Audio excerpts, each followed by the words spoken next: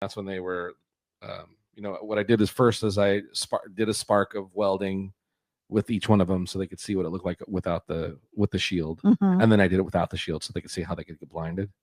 I didn't do that. You didn't. No, but just they were like, wow, that's really bright. And so then they were just fighting over. I only had 2 welding helmets and a old welding shield type thing.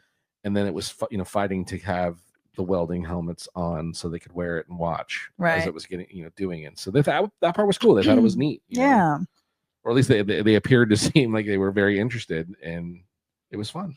And you had the supplies set out and told them, pick what you want, tell me what you want me to do. Yeah, we basically they weren't welding. You assemble what you want and tell me how you want it, and then I'll weld it together and we'll make it happen.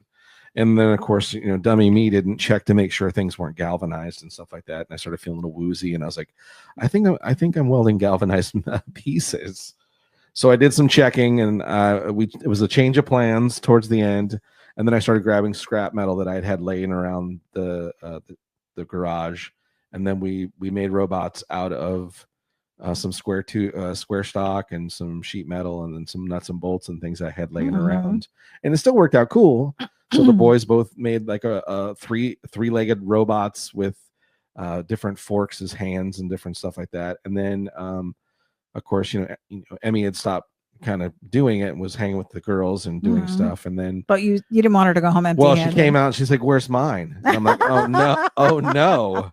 So I quickly whipped together like a spark plug butterfly with the rest of the remnants of the backs of the knives. No, it was a dragonfly. It was a dragonfly with back of knives and the spoons and all that stuff, and made a cool little dragonfly that I was like, wow, I actually impressed myself off of a wall hanger and different stuff like that. So hey, this could be a whole new line of Johnny Jalopy art. Yeah, maybe.